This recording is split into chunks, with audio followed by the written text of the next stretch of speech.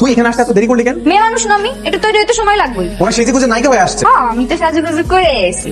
তুই সাজুগুজু করে আসছিস, তোরা আগেও শাকচুনির মতো লাগতো, এখনো শাকচুনির মতোই লাগতেছে। তুমি শাকচুনি করলি কেন? করলি মানে তোর লগে দেখা করে যাবো না। দাঁড়া ময়না, এই অর্ধেক মরা গাছের ভিতরে বইয়া বইয়া দুইজনে ফ্যাম করতেছিলি না? প্রেম টেম কিছু না। ফ্যাম টেম কিছু না, তাহলে এটা কিটা? শহর থেকে যখন গ্রামে আসি আমি জাস্ট অস্থির হয়ে থাকি কখন ওর সাথে আমার দেখা হবে। এই প্রেম ভালোবাসা নিয়ে আমাদের মতো কোনো কথা হয় না। এই দিয়ে ফ্যাম, এই দিয়ে ভালোবাসা, তোর মনটা জিজ্ঞেস করো, এরপরে পাইবা উত্তর। শেফালি বেগম, আমার তো কপাল খুলে গেছে। কি করে কপাল খুললো? এমপি সাহেব আত্মীয় হইতে চলছে। কেমনে করে? এমপি সাহেবের ওই যে ভাতিজা আছে না মিল্টনের সাথে আমাকে মাইয়া জুয়ের একটা সম্বন্ধ করে ফেলাইছি। খালি বিয়ার দিন তো একটা ঠিক করবো।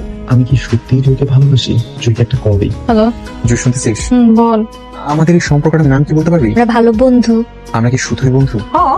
যদি আমার বিয়ে হয়? তোর অন্য কোথাও বিয়ে হলে আমার খারাপ লাগবে। আমারও সেম। আমারও। তার মানে আমরা দুইজনে দুজনকে ভালোবাসি। রাখছি। এমপির ভাতিজার সাথে শমশেরের মেয়ের বিয়ে হলে কি ও নির্বাচনে জিতে যাবে? জিতে যাওয়ার সম্ভাবনা বেশি ভাই। বাবা, তোমার সাথে একটা বিষয় একটু কথা বলার ছিল। বল। বাবা, আমি বিয়ে করতে চাই। ইলেকশনটা শেষ করি, পরে একটা ভালো পাত্রী দেখে আমি বিয়ের ব্যবস্থা করবো। বাবা, পাত্রী খুঁজতে হবে না, পাত্রী আমার পছন্দই আছে। কে? শমশের চাচার মেয়ে জুই। বাবা, আমরা দুজন দুজনকে ভালোবাসি। তুমি ভিতরে যাও, এটা নিয়ে ভাইজানের সাথে আলোচনা করতেছি। যাও, এখনই তো সুযোগ। মানে? শমশের ভাইয়ের মেয়ে আমাকে নাইমলে ভালোবাসে, মেয়ের সাথে শমশের ভাইয়ের মেয়েটা বিয়েটা দিয়ে দেন, তাহলে কি হবে জানেন? এইদিকে যে এমপি সাহেব যে শমশের মেয়ের সাথে আত্মীয়তা করার চেষ্টা করতেছে, এই দিক থেকে সারা জীবনের জন্য ওটা ধুলিসাৎ হয়ে যাবে। তোর আইডিয়াটা খারাপ না। তুই আমার বাড়িতে ছেলে মেয়ের মুখের দিকে তাকিয়ে তোরই তোর বাড়িতে চলে আসলাম তোর সঙ্গে আত্মীয়তা করার জন্য। কিসের আত্মীয়তা?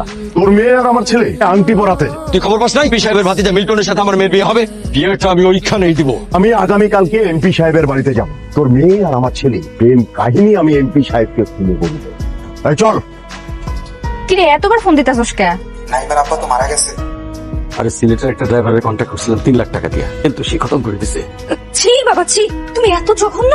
ক্ষমতার লেগে তো মানুষটা খুন করে ফেলে না। আমার ক্ষমতার লেগে আমি এর চেয়ে বেশি কিছু করতে পারি। এই ক্ষমতা আমি শেষ করে দিব। পুলিশে ফোন দিয়ে আমি সব করে দিব তোমার কুকীর্তির কথা। সে সুযোগ কি পাইলে তো?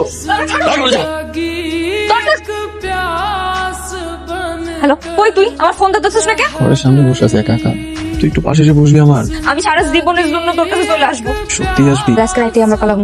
রাত 11টায় আমি তোর জন্য অপেক্ষা করবো। হ্যালো, তুই কই রে মা? তোর বাবাই তো স্ট্রোক করছে।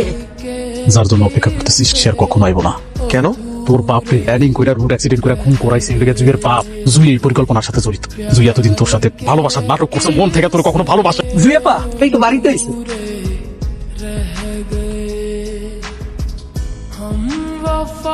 তুই হঠাৎ পরিচয় করে দিই। ও হচ্ছে অর্ণা, আমার স্ত্রী।